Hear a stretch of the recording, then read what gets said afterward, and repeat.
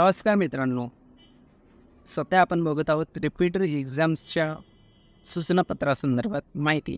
तर मित्रांनो, YCMचे रिपीटरचे फॉर्म सुरू झालेले आहेत आणि त्यासाठीचीच माहिती या व्हिडिओमध्ये आपण बघून घेणार आहे. ही परीक्षा जी आहे ती डिसेंबर-जानेवारी मध्ये होऊ शकते. डिसेंबर 2024 आणि जानेवारी 2025 मध्ये. तर या ठिकाणी आपण बघू शकतो मित्रांनो, पहिली सूचना देण्यात आलेली आहे. यशवंतराव चव्हाण महाराष्ट्र मुक्त विद्यापीठाच्या विविध शिक्षण क्रमाचे शैक्षणिक वर्ष 2024-25 हिवाळी सत्रासाठी परीक्षा दिनांक 7 जानेवारी 2025 पासून आयोजित करण्याचे नियोजित आहे. तर मित्रांनो, आपण बघू शकता 7 जानेवारी 2025 पासून परीक्षा जी आहे ती सुरू होऊ शकते. त्याच्यानंतर पुढे सांगितलेलं आहे की परीक्षांचे वेळापत्रक हे विद्यापीठाच्या संकेतस्थळावर ऑक्टोबर 2024च्या शेवटच्या आठवड्यात उपलब्ध होतील. तर मित्रांनो, या ठिकाणी वेळापत्रकासंदर्भात सुद्धा माहिती देण्यात आलेली आहे की ऑक्टोबर महिन्याच्या शेवटच्या आठवड्यामध्ये या ठिकाणी आपल्याला जे वेळापत्रक आहेत परीक्षेसंदर्भातले ते बघायला मिळू शकतात. त्याच्यानंतर दुसरी सूचना जी आहे ती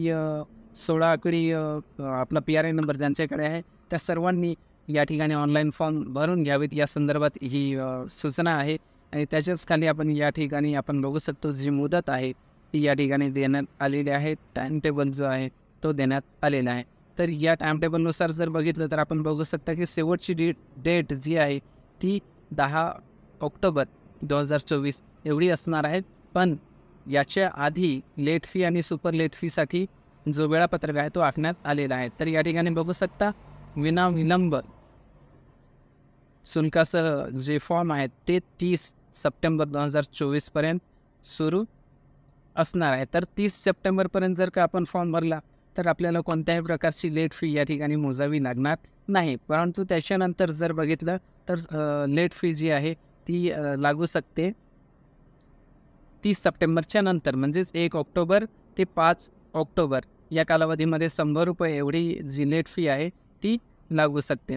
याच्यानंतर पुढे जर बघितलं तर जो पुढचा कालावधी आहे मुदत जी आहे ती 6 सप्टेंबर ते 10 सप्टेंबर आहे. या मुदतीमध्ये आपल्याला सुपर लेट फी 500 रुपये एवढी मोजावी लागणार आहे. तर मित्रांनो, शक्यतो प्रयत्न करा की आपला फॉर्म जो आहे तो 30 सप्टेंबरच्या आधी भरून पूर्ण होईल. तर जर का आपले विषय गेले असतील तर आपण नक्की हा फॉर्म भरू शकता. एक्झाम देता आली नसेल तरी पण हा रिपीटरचा फॉर्म भरून आपण परत एक्झाम देऊ शकता. तर मित्रांनो, या ठिकाणी जी फी आहे ती देण्यात आलेली आहे. प्रमाणपत्र पदवी तर याच्यामध्ये BA BCom वगैरे येतात. तर त्यांना जी फी आहे ती 180 रुपये एवढी प्रति पेपरसाठी असेल. म्हणजे प्रत्येक पेपरसाठी 180 रुपये एवढी फी असणार आहे. आपले किती विषय गेले असतील त्यानुसार आपण मल्टिप्लाय करून बघू शकता की आपले किती फी टोटल होईल. त्यानंतर पदव्युत्तर पदवी म्हणजेच MA MCom वगैरे त्यांच्यासाठी तर या ठिकाणी बघू शकते की त्यांच्यासाठी 200 रुपये एवढी फी असेल प्रत्येक पेपरसाठी. आणि कृषी शिक्षण क्रम जे आहे त्यांच्यासाठी हा एक सेपरेट कॉलम देण्यात आलेला आहे. या ठिकाणी आपण बघू शकता त्यांच्यासाठी किती फी असेल. त्याच्यानंतर पुढे जर बघितलं तर ही मौखिक म्हणजेच तोंडी परीक्षा वगैरे किंवा प्रकल्प वगैरे त्यांच्यासाठी फी असेल. तर आपण सहसा BA BCom आणि MA MComसाठीच आपल्याकडे विद्यार्थी जास्त आहेत चॅनलवर, त्याच्यामुळे तेच बघूया.